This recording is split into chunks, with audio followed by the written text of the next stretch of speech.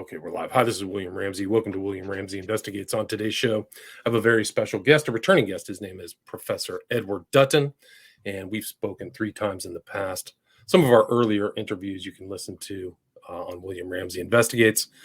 One of them is about his book, Witches, Feminism, and the Fall of the West, a book published in August 2021. And then we also discussed At Our Wits' End, Why We're Becoming Less Intelligent and what it means for the future. We also did one about Churchill. That was another one. He has a number of other books. He has an upcoming book. In addition to the one that we're going to talk about today, the upcoming book is The Past is a Future Country, The Coming Conservative Demographic Revolution. But today we're going to talk about a book he just published. Title of that book, and it's out now, is Sent Before Their Time, Genius, Charisma, and Being Born Prematurely. So we can talk about that in detail with Professor Edward Dutton. Edward, welcome back to the show. Thanks for agreeing to the interview. Oh, hello again. Yes, thank you for having me back. Awesome. So for people who may not have heard of our earlier interviews, can you kind of talk about all of the text that you've written and what led you to write this particular book? Oh, well, I started off I got very interested about 10 years ago in the subject of intelligence. And then from there, I got very interested in the subject of genius, because it is the geniuses that come up with amazing ideas that are groundbreaking and that are behind the rise of civilization. And I did a book on genius some years ago called The Genius Famine with Dr. Bruce Charlton, on how we're producing fewer per capita geniuses because we're becoming less intelligent. And then in reading about more about the subject of genius and so on, it struck me one day that a number of prominent scientific geniuses were born prematurely, severely prematurely. And I thought this was strange because being born prematurely, and particularly severely prematurely, for example, Sir Isaac Newton was probably born about 2 months prematurely. When he was born, he could fit inside a quart mug. Johannes Kepler was born about 2 months prematurely, as was Thomas Hobbes.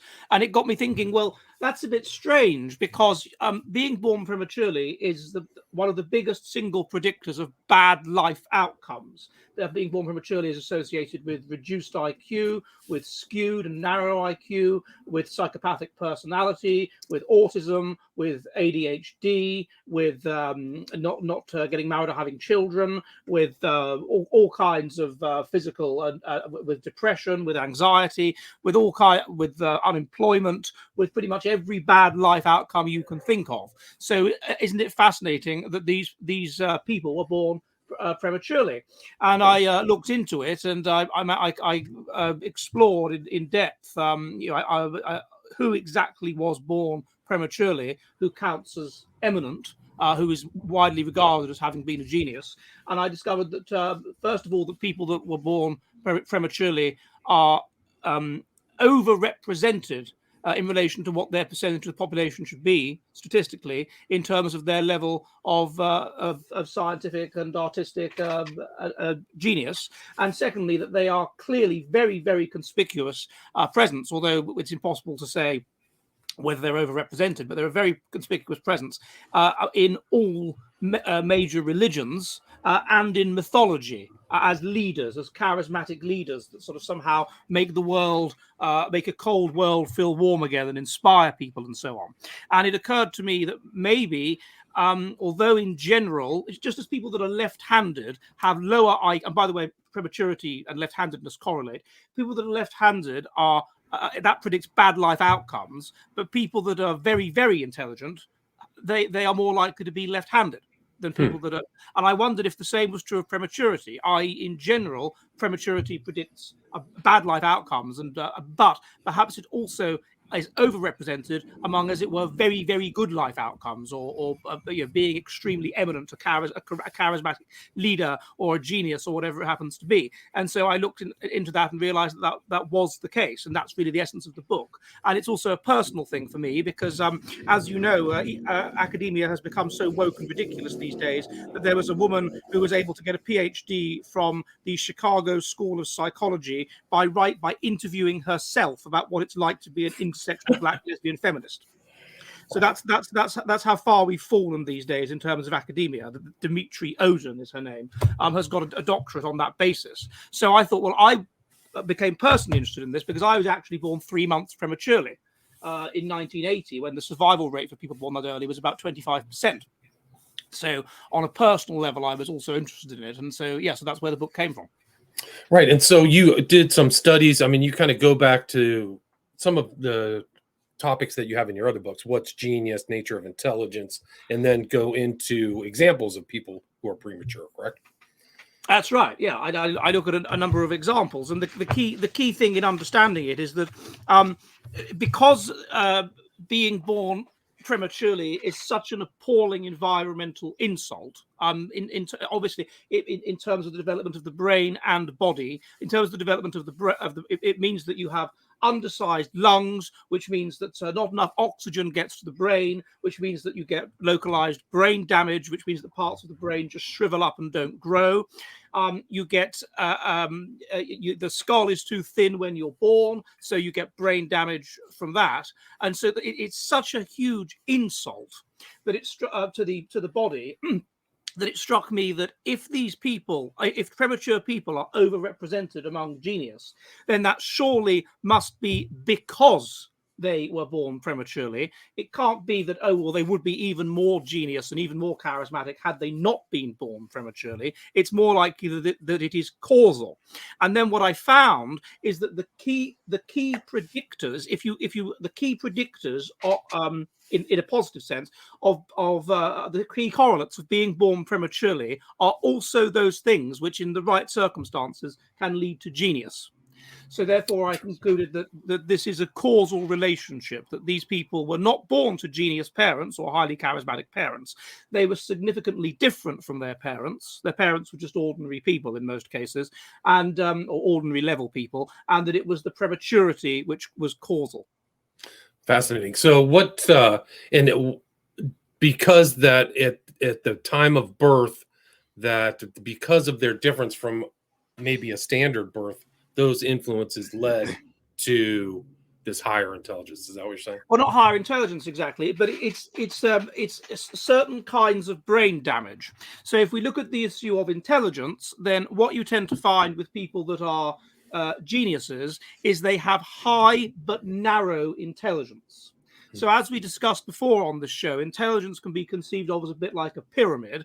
At the bottom of the pyramid are specialized abilities that are only weakly associated with intelligence, like the ability to drive a car or the ability to catch a ball or correctly shoot a gun or something like that. And then as you move up, you get the three main kinds of intelligence: linguistic intelligence, spatial intelligence, and mathematical intelligence. And then as you move up again, you get general intelligence. And as you move up that hierarchy, then people will be the different kinds of intelligence become less positively correlated, and the result of that is you can get geniuses often will have outlier high IQ, very, very high IQ, but it will be narrow, such that their overall IQ might not be that high because they're so rubbish at certain elements of the IQ test. Often, for example, their spatial intelligence seems to be bad.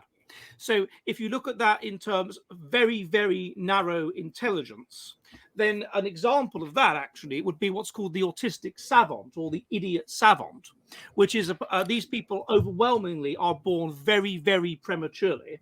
And they have very, very narrow high intelligence. They're mentally retarded, but they are extremely intelligent in one particular narrow way. And an example of this is Derek Parvacini, who was born in 1979, about 3.5 months early. Of course, he was blind. This is one of the consequences of being born prematurely, blindness. It's why Stevie Wonder was blind. Stevie Wonder was born 6 weeks early. And that is why he was blind. You get this particular condition, which if you were born that early, which makes it much more likely that you go blind. But this person is effectively a bit like Rain Man, a genius in one very narrow area. So that's the first thing about genius. It's high intelligence, but it's skewed intelligence. Right. And that seems to be one of the things that could happen if you were born prematurely. Yes, overall, their average IQ is going to be lower, but because they have brain damage, they have damage at a very early stage to certain parts of the brain is going to make up for that, compensate for that slowly by commandeering the non-damaged parts of the brain, which will cause their brain to work in an unusual way. And one of the manifestations of that could be that they have rubbish intelligence in certain areas, let's say spatial intelligence and mathematical intelligence. This seems to be low among preemies, but very, very, very high linguistic intelligence, or very high some other form of intelligence. So that's the first parallel they have with geniuses. And it's because the genius has this very narrow but very high intelligence that he can solve problems that other people can't necessarily solve. But then there are other things that he'll be no good at. For example, A.J. Ayer, the philosopher, obviously brilliantly intelligent, he didn't develop blindness till midlife. No, that's correct. But it says Oswald Spengler on the screen, I see. Okay, sorry, we were talking about Huxley. We're just he was wondering if Aldous Huxley was born. Oh, sorry. I thought you were talking about Steve Wonder. Anyway, so Steve Wonder was blind from, as I understand, from a very young age. Right. Anyway, so they have this very, very narrow intelligence, but it's very, very high. So that's the first thing, as a consequence of the brain damage that is caused by being born prematurely. Now, the second thing which prematurity is associated with is autism. Autism means that you have poor social skills, you are easily overstimulated, you take in far too much stimulation. But this also correlates with outlier high intelligence, because if you're autistic, you can solve problems better. What intelligence is about is solving cognitive problems. If you're autistic, you'll be very, very high in systematizing, very low in empathy, which is the consequence, but very high in systematizing, and you'll be good at solving problems, and you'll be obsessed with solving problems. That's an element of genius. Being low in empathy, you will also be kind of low in agreeableness, so you won't care that your new ideas offend. This is an element of genius. Or you won't be able to anticipate that they'll offend, even if they do. And so what this is another thing which geniuses have in common, and it is causal among people that are born prematurely. People that are born prematurely are more likely to be autistic.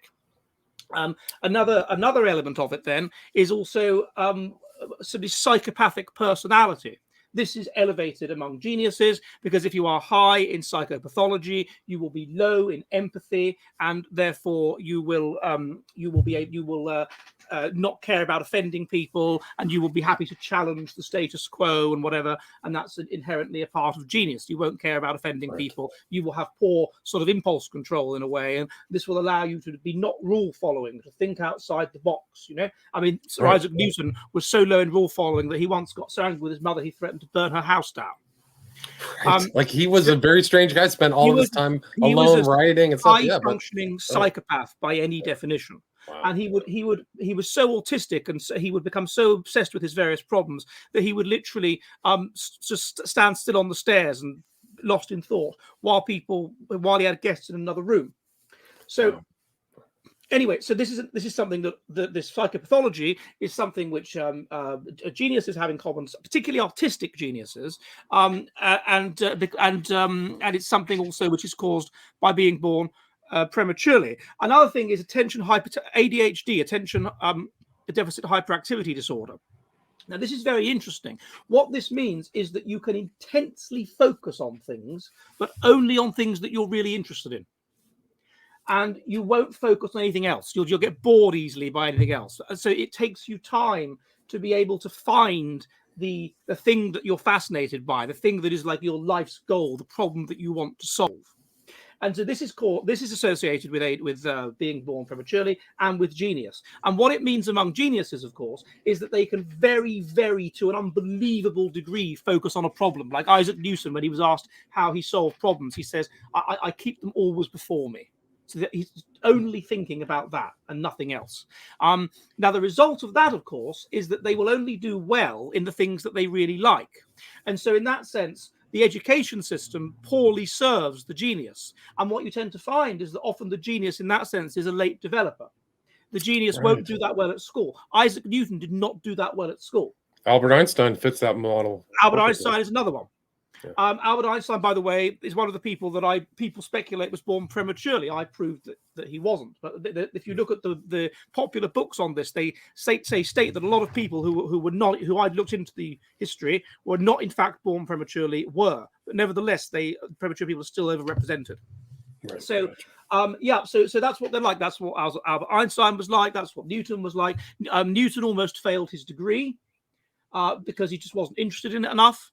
Albert Einstein failed to get into the place that he wanted to get into to do his degree. I ended up doing his PhD part-time while working as a postal clerk. Francis Crick failed to get into Cambridge, his first choice university, so went to London University. That's the discoverer of DNA.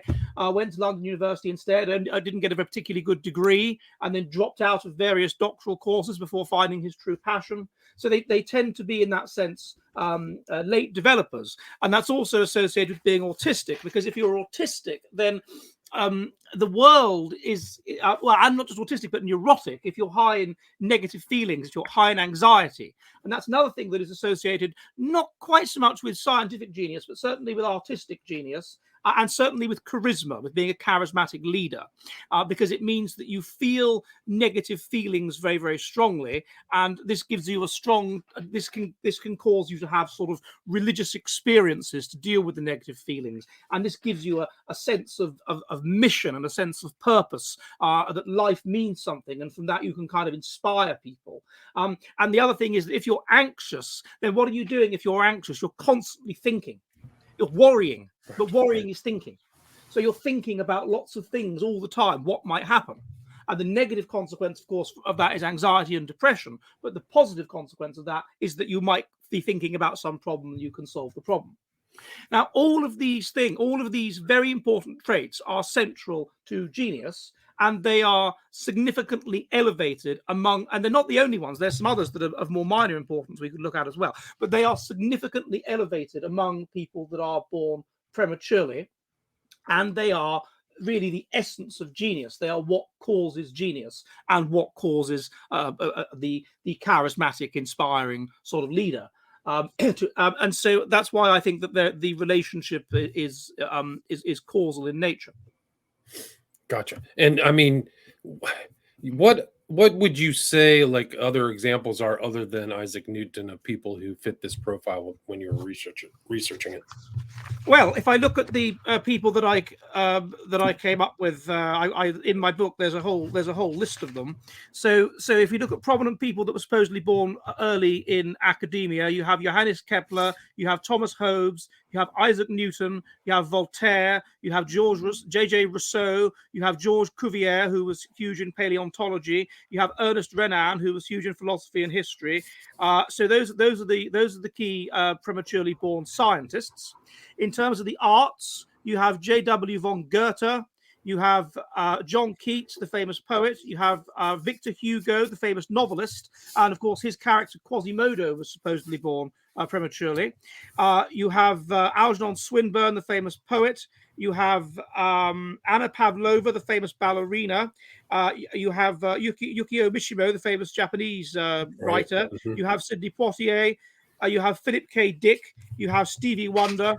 Then in terms of religion, you have Moses. He was supposedly born 3 months early. Buddha, supposedly born 3 months early. Muhammad, seemingly born a few weeks early. Hussein bin Ali, the founder of Shia Islam, born early.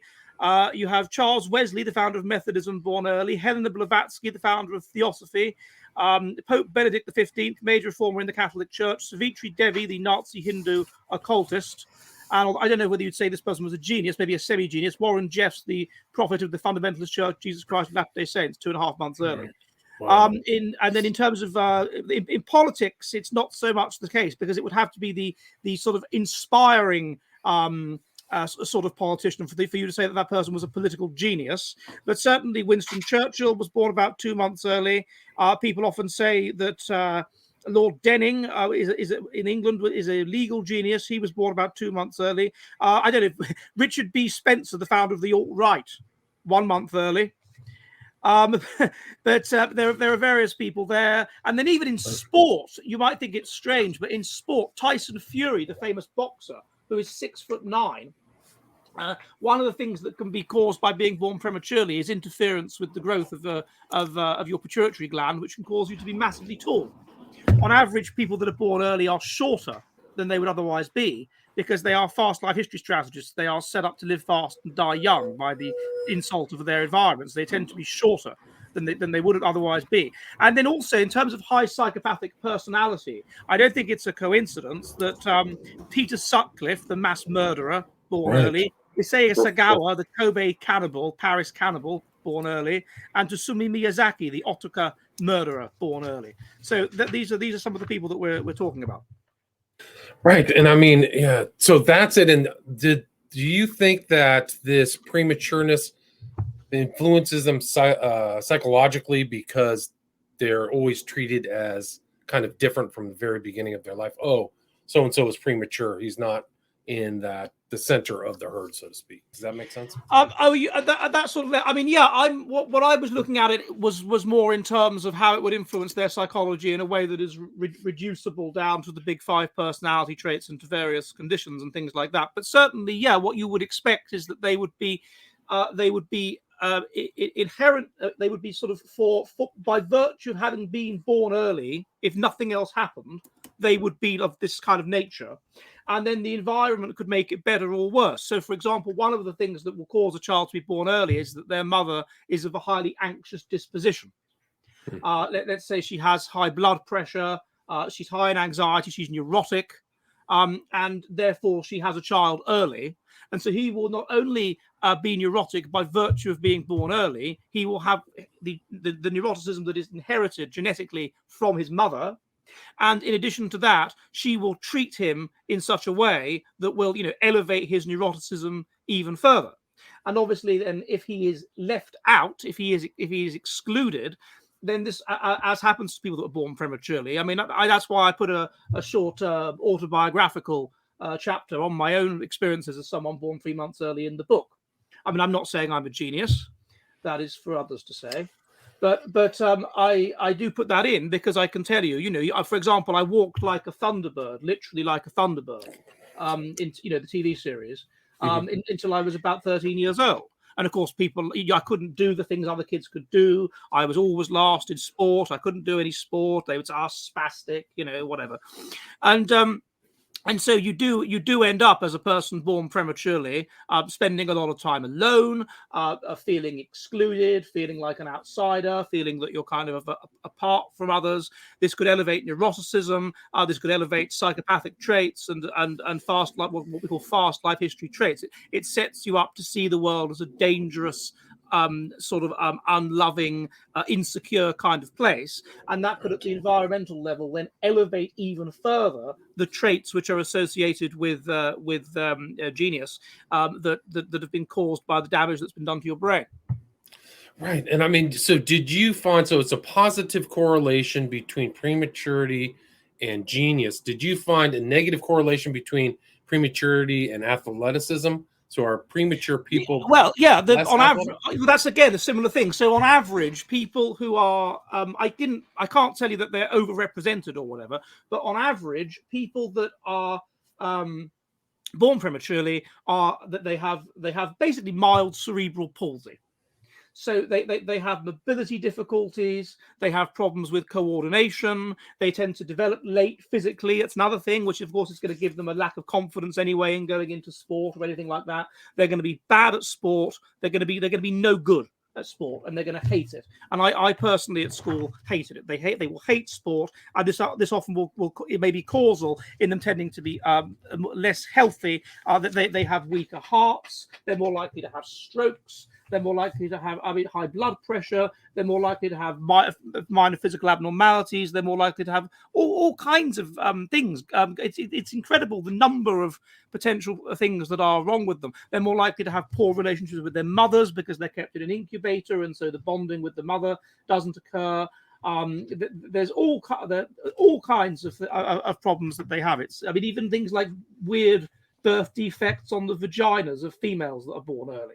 Even things like that. But in terms of sport, no, they're going to be bad at it. They're going to be bad at sport. Right. But yet you do find, I don't know if they're overrepresented, but I can name you 3 examples of very eminent sports people who were born prematurely. These are Wilma Rudolph, Tyson Fury, and Wade van der Neerkerk.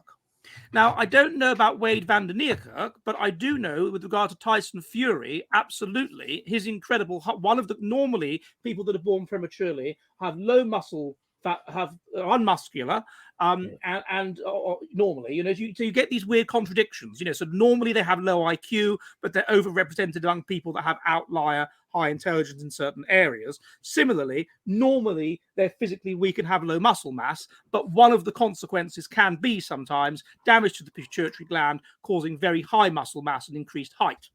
Right, so you see that with Tyson Fury. Tyson Fury's 6'9", and he's very, very muscular, and also, by the way, seems to be quite high in psychopathic traits. And I don't think this is a coincidence. He was born 3 months early, and that's not a coincidence. Wilma Rudolph, who you may have heard of, the black runner. Now, one of the things that can happen as a consequence of being born prematurely is that you end up with these very narrow sort of legs, and the legs act as pivots, of course. And so everyone knows in physics, the narrower the pivot, then the faster it'll go. So that's probably why she was such a good runner. It's not independent of her being born prematurely. But overall, they tend to be bad at sport. Fascinating. And so that would lead to those genius, mental genius traits. What other kind of elements other than kind of can you talk a little bit more about charisma? We've talked about the genius, but how does prematurity influence this personality of charismatic personalities? So what is the charismatic personality? What kind of person ends up becoming very, very eminent? Put aside genius, simply very, very eminent. And there's good research on this, that the predictors are, first of all, that they're reasonably high in intelligence, and they combine this with elements of psychopathic personality. So this makes them sort of Machiavellian and narcissistic, and so they want power and they think they're good and all that sort of thing. And these things would be associated with being born prematurely. And secondly, that they will be high in mental instability. And what this will mean is this will make them highly creative and so on, as we discussed earlier, but also it will make them prone to things like profound religious experiences as a way of coping with their anxiety, that give them a profound sense that they are, that God has chosen them or whatever it happens to be. And then they will have this aura, this glow of certainty that, as Max Weber put it, they can make a cold world feel warm for people again, and they can inspire people, and you will follow them to the ends of the earth. And so in the chapter that I look at on this, I noticed that if you look at how they're portrayed in literature, people that are born prematurely, then the way that they seem, and that's probably reflecting how they were seen at the time, then they seem to basically either be the malcontent, so like the evil genius sort of person, the like Darth Vader, the evil genius, or the deeply flawed positive genius that's good for the group. So they're either portrayed as being mad or bad. This can be seen again and again throughout literature and throughout religion. So, for example, in Shakespeare, Richard III, he's the evil genius. He is born prematurely. The title of the book, Sent Before Their Time, that comes from Richard III. Deformed, unfinished, sent before my time, into this breathing world, scarce half made up. That's Richard III, the evil genius. In King Lear, you have the character Edmund. Edmund again is portrayed as he's born prematurely, they say, and he's again a sort of evil genius, the malcontent that wants to, that is highly Machiavellian and narcissistic and wants to sort of get things for himself. The bad genius. You then have the concept of the moon calf. This is a term that is used about Caliban in The Tempest. Well, he's completely insane. So they've decided that they're insane. And remember that people that are born early are more likely to be mad. That's certainly true. So you have the moon calf.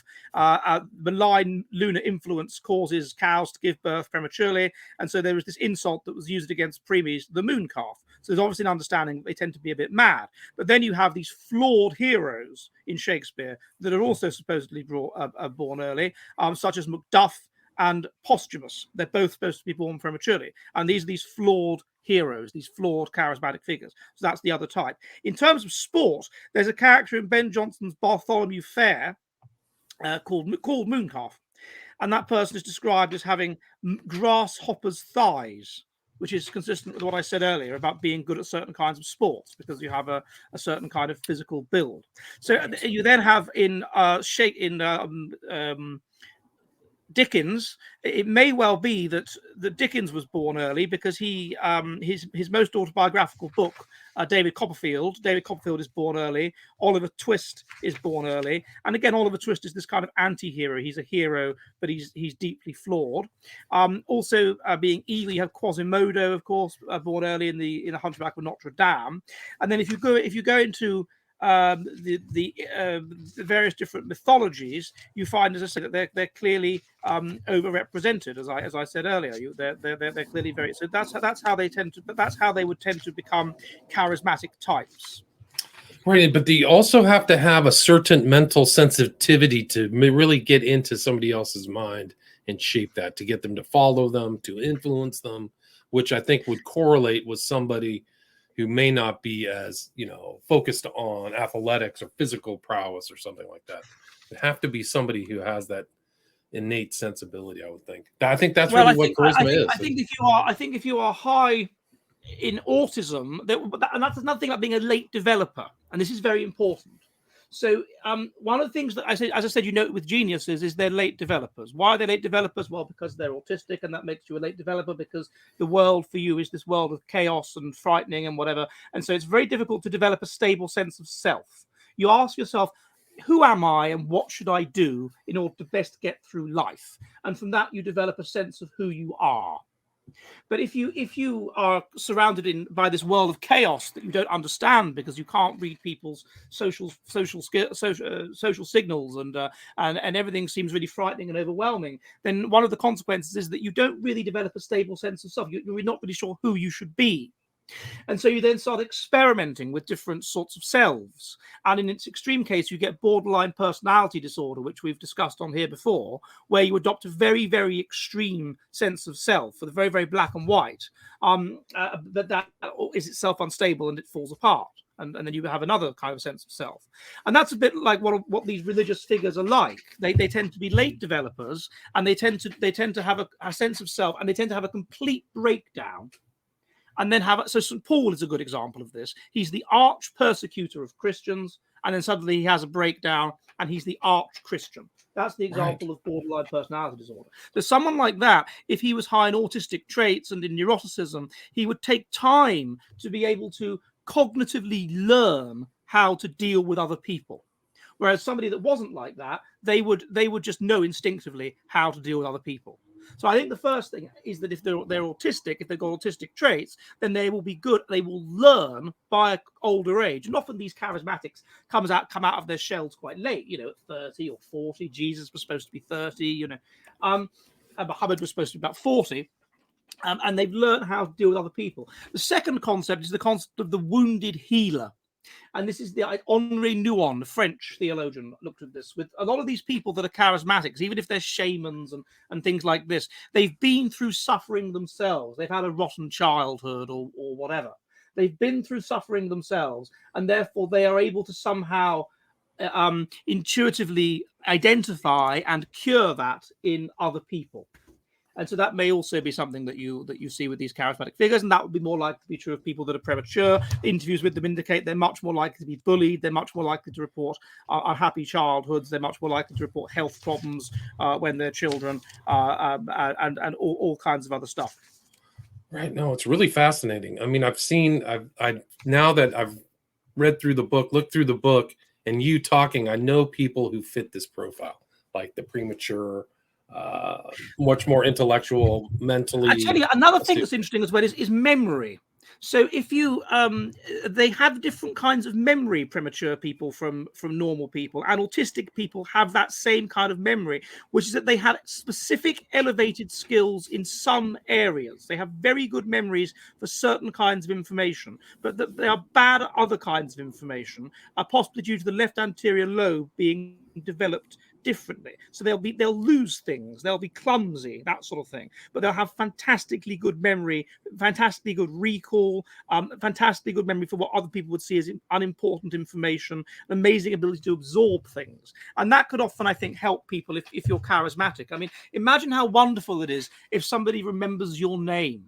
And if someone's the famous charismatic and they remember you and they remember details about you, and you feel like personally blessed because of that, that's the kind of thing that's going to be true of these kinds of people that wouldn't be true of non-autistic.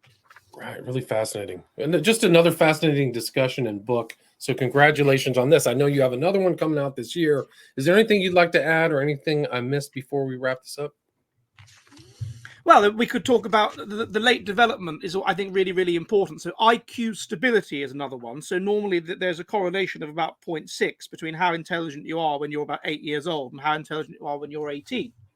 That's not the case with geniuses, and it's not the case with preemies. Preemies tend, as I say, to be late developers. Literally, their IQ stability is worse, is less clear. Their personality is less clear. Their sexuality and development. What I look at in the book is I argue that they could be seen to be group selected. So the genius is group selected. The genius, on average, does not pass on his genes. He does not have children. He is asexual. Of course, there are exceptions. And that's more likely as well to be true of the person born prematurely. He is more likely to not pass on his genes. He is more likely to be asexual. He is more likely to never have a sexual relationship.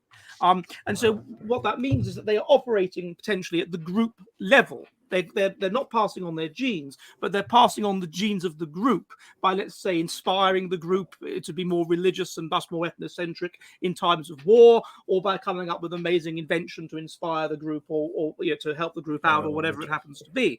So there'd have to be a mechanism via which these kinds of this small optimum level of geniuses could be too many, and of course everybody would be dreamers, but this small level could be created. One mechanism could be the genes which are normally negative are kept in the population because sometimes they combine in useful ways and create a genius. But another method would be that these people are forged in the wombs of unhealthy, elderly, stressed mothers. And that, I mean, why is it that women are able to give birth beyond it being healthy for them to do so, such that they can have children with Down syndrome? There'd have to be a reason for that. And one reason would be that, and there is probably a relationship, is that if they are a bit unhealthy, then they might produce people that are born early and therefore people that are more likely to be geniuses. So that could be the mechanism.